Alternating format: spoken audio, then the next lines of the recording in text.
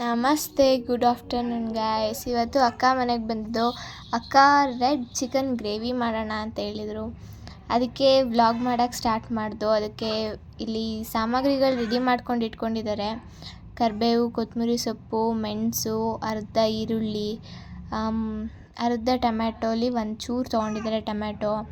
ಆಮೇಲೆ ಬ್ಯಾಡಗೆ ಮೆಣಸಿಕಾಯಿ, ಒಣಮೆಣ್ಸಿಕಾಯಿ, ಶುಂಠಿ, ಬೆಳ್ಳುಳ್ಳಿ ಮತ್ತು ಅರ್ಧ ಕೆಜಿ ಆಗೋಷ್ಟು ನಾವು ಚಿಕನ್ ತೊಗೊಂಡಿದ್ದೀವಿ. ಅದನ್ನು ಚೆನ್ನಾಗಿ ತೊಳೆದಿಟ್ಕೊಂಡಿದ್ದೀವಿ. ಅದಾದಮೇಲೆ ಫಸ್ಟು ಒಂದು ಬಾಣಲಿಗೆ 1 ಸ್ಪೂನ್ ಆಗೋಷ್ಟು ಎಣ್ಣೆ ಹಾಕ್ಕೊಂಡು, ಆಮೇಲೆ ಬೆಳ್ಳುಳ್ಳಿ ಹಾಕ್ಕೊಂಡು, ಅದಾದಮೇಲೆ ಒಣಮೆಣ್ಸಿಕಾಯಿ, ಬ್ಯಾಡಗೆ ಮೆಣಸಿಕಾಯಿ ಹಾಕ್ಕೊಂಡು, ಶುಂಠಿ ಹಾಕ್ಕೊಂಡು, 1 ಸ್ಪೂನ್ ಆಗೋಷ್ಟು ಮೆಣಸು ತೊಗೊಂಡಿದ್ದು ಅದನ್ನು ಹಾಕ್ಕೊಂಡು ಚೆನ್ನಾಗಿ ಫ್ರೈ ಮಾಡಿಕೊಂಡು ಗ್ರೈಂಡರ್ ಮಾಡಿಕೊಂಡು ಅದನ್ನು. ಆಮೇಲೆ ತೊಳೆದಿಟ್ಕೊಂಡಿರೋ ಚಿಕನ್ನ ಒಂದು ಬಾಣಲಿಗೆ ಹಾಕ್ಕೊಂಡು ಡ್ರೈ ಮಾಡಿಕೊಂಡು, ವಾಟರ್ನೆಲ್ಲ ಡ್ರೈ ಮಾಡಿಕೊಂಡು ಅದನ್ನು ಒಂದು ಪಾತ್ರೆಗೆ ಹಾಕ್ಕೊಂಡು ಸೈಡಲ್ಲಿ ಇಟ್ಕೊಂಡು, ಫ್ರೈ ಮಾಡ್ಕೊಂಡಿರೋ ಬಾಣಲಿಗೆ 1 ಸ್ಪೂನ್ ಆಗೋಷ್ಟು ಎಣ್ಣೆ ಮತ್ತು 2 ಮೆಣಸಿಕಾಯಿನ ಕಟ್ ಮಾಡಿಕೊಂಡು, ಒಂದು ಸಣ್ಣಕ್ಕೆ ಹಚ್ಕೊಂಡಿರೋ ಈರುಳ್ಳಿ ಮತ್ತು ಟೊಮ್ಯಾಟೊ ಎರಡನ್ನೂ ಹಾಕ್ಕೊಂಡು ಫ್ರೈ ಮಾಡಿಕೊಂಡು, ಒಂದು ಸ್ವಲ್ಪ ಕರಿಬೇವು ಹಾಕ್ಕೊಂಡು ಯೆಲ್ಲೋಯಿಶ್ ಬರೋ ತನಕ ಫ್ರೈ ಮಾಡಿಕೊಂಡು, ಅದಾದಮೇಲೆ ಗ್ರೈಂಡ್ ಮಾಡಿ ಇಟ್ಕೊಂಡಿರೋ ಪೇಸ್ಟನ್ನು ಅದ್ರೊಳಗಡೆ ಹಾಕಿ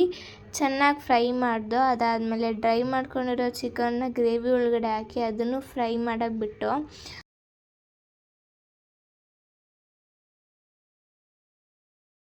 ಅದಾದಮೇಲೆ ಡ್ರೈ ಮಾಡ್ಕೊಂಡಿರೋ ಚಿಕನ್ನು ಸುದಾ ಗ್ರೇವಿ ಒಳಗಡೆ ಹಾಕಿ ಚೆನ್ನಾಗಿ ಫ್ರೈ ಮಾಡ್ಕೊಂಡಿದ್ದೀವಿ.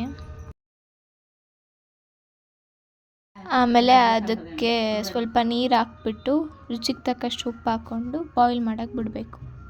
ಮಧ್ಯದಲ್ಲಿ ನನ್ನ ತಂಗಿ ಬೇರೆ.